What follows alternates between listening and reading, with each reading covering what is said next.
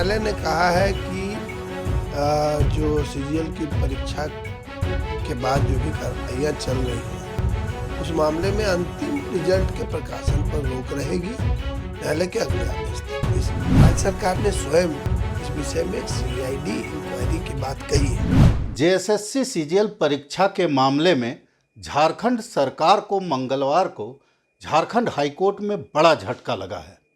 सबसे पहले तो माननीय अदालत ने परीक्षा फल के प्रकाशन पर रोक लगाई है और तमाम इसमें तकनीकी बातें हैं जो याचिकाकर्ताओं की ओर से जिन्होंने बहस की, पूर्व महाधिवक्ता हैं, वरिष्ठतम वकील हैं अजीत जी, उनसे बात करते हैं। क्या फैसला क्या रहा? सबसे पहले संक्षेप में देखिए, न्यायालय ने कहा है कि जो सीजीएल की परीक्षा के बाद जो भी कार्रवाइयाँ चल रही हैं उस मामले में अंतिम रिजल्ट के प्रकाशन पर रोक रहेगी न्यायालय के अगले आदेश तक।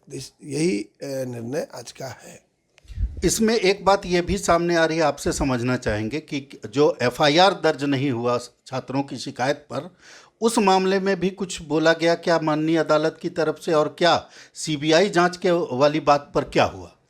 देखिए, बात क्या है कि जब ये इस वाद में, इस पिटीशन में दो तरह के विषय लाए गए थे।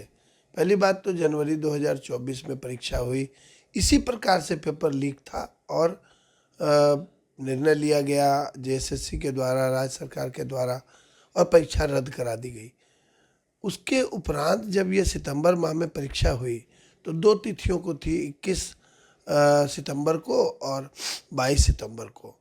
21 सितंबर की परीक्षा के तत्काल बाद और 22 सितंबर की परीक्षा के पहले काफ़ी सारे जो प्रश्न थे या अधिकांश क्वेश्चंस जो हो सकते हैं, जो आने वाले थे, वो लीक था। तो चूंकि इंटरनेट की सेवा जो है वो सस्पेंड करा दी गई थी राज्य सरकार के आदेश पर, तो 21 और 22 को किसी प्रकार से कोई न्यूज़ फ्लैश नहीं हुआ। लेकिन तत्काल बाद कुछ एक छात्रों के द्वारा ऑनलाइन एफआईआर दर्ज कराया गया और ऑनलाइन एफआईआर दर्ज करने के बाद उसका रजिस्ट्रेशन नंबर भी है, परंतु भारतीय न्याय संहिता के प्रावधानों के अनुसार जो है वो ऑनलाइन एफआईआर को कन्वर्ट किया जाना था एफआईआर के तौर पर और उस पर जांच होनी थी, वो नहीं कराया गया। छात्रों की ओर से डिप्टी कमिश्नर जो प्रिवेंशन ऑफ अनफेयर मीन्स वाला जो एक्ट है 2023 का, उसके अंतर्गत डिप्टी कमिश्नर एक जांच अधिकारी होते हैं, उनके समक्ष भी आवेदन दिया गया था, कंप्लेंट दर्ज कराई गई थी। सीनियर एसपी को भी कंप्लेंट दर्ज कराई गई थी। पुलिस के अधिकारियों को कई बार इन छात्रों ने लिखा था कि जो मूल साक्ष्य इनके पास है, मोबाइल इत्यादि, वो ले लिया जाए और उसकी जांच कराई जाए। तो इन सभी विषयों पे जांच नहीं हुई और यदि हुई होगी तो आज सरकार की ओर से ऐसा कोई पक्ष स्पष्ट तौर पे नहीं रखा जा सका। और न्यायालय के समक्ष ये जब विषय रखा गया मेरे द्वारा, तो न्यायालय ने मुझसे पूछा भी था कि जेएसएससी को जो मूल डिवाइसेज है या साक्ष्य क्यों नहीं दिए गए। तो मैंने कहा कि जेएसएससी को साक्ष्य उपस्थापित करने का या प्रेजेंट करने का कोई विषय नहीं है, क्योंकि जब मामले में एफआईआर दर्ज कराई गई है तो जो कुछ भी साक्ष्य है वो पुलिस को लेना चाहिए। तो ये विषय थोड़ा वादियों के पक्ष में गया और न्यायालय ने जब पूछा कि जेएसएससी के अधिवक्ता से कि क्या इस विषय पे कोई टेक्निकल जांच हुई है, तो राज्य सरकार अथवा जेएसएससी की ओर से वैसी कोई जांच रिपोर्ट के बारे में नहीं कहा गया या कोई ऐसी जांच रिपोर्ट प्रस्तुत नहीं की जा सकी। सीबीआई जांच के मामले में कुछ बात हुई? देखिए, न्यायालय ने इस बात को गंभीरता से लिया है कि राज्य सरकार ने स्वयं इस विषय में एक सीआईडी इंक्वायरी की बात कही है। तो यद्यपि सीआईडी इंक्वायरी चल ही रही है, तो अभी तो ऐसा कोई विषय ही नहीं आया है कि जांच अगर हो रही है तो गलत कायदे से हो रही है, गलत तरीके से हो रही है। मैं तो राज्य सरकार अथवा माननीय मुख्यमंत्री जी के निर्णय को सकारात्मक मानता हूं, क्योंकि उन्होंने आदेश दिया है इस मामले की सीआईडी जांच होनी चाहिए।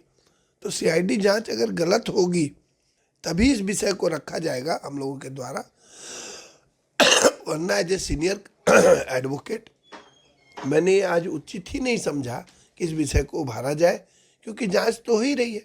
अगली सुनवाई ये 20 जनवरी के बाद होगी सुनवाई, और मैं समझता हूँ कि अगली सुनवाई से पहले शायद यदि राज्य सरकार स्वयं सीआईडी जांच करा रही है तो स्थिति राज्य सरकार के पास स्पष्ट हो जाएगी। और जैसे पिछली बार या प्रथम जो परीक्षा हुई थी उसका हश्र हुआ था, उसी प्रकार से हो सकता है राज्य सरकार ये निर्णय ले ले कि संपूर्ण जो है परीक्षा को रद्द कर दिया जाए। क्योंकि देखिए, एक भारी संख्या में छात्र हैं इस राज्य में, 6 लाख से अधिक एप्लीकेंट्स थे, 3 लाख से अधिक एप्लीकेंट्स जो है वो एग्ज़ाम में अपीयर किए थे। तो इतनी भारी संख्या में जो छात्र हैं उनकी मांग और आखिर है क्या? वो चाहते हैं कि जो भी परीक्षा हो स्वच्छ हो, साफ सुथरी हो और पारदर्शी हो, यही चाहते हैं। यदि पारदर्शी तौर पे परीक्षा होगी ही नहीं तो छात्रों का पूरे सिस्टम पे विश्वास उठ जाएगा। और मैं समझता हूँ कि राज्य सरकार, माननीय मुख्यमंत्री जी जो है वो सकारात्मक दिशा में निर्णय ले रहे हैं। तो माननीय अदालत का आज का आदेश कहीं ना कहीं राज्य सरकार के लिए एक झटका कहा जा सकता है, क्योंकि लगातार इस पर छात्र भी आंदोलित थे। कल ही छात्रों के ऊपर लाठीचार्ज भी हुई थी। अब देखना है कि सीआईडी जांच कितनी ईमानदारी से आगे बढ़ती है। माननीय अदालत का आगे का रुख बहुत कुछ उसी पर निर्भर करेगा। भारत एक्सप्रेस के लिए कैमरामैन धर्मेंद्र के साथ मधुकर आनंद, रांची।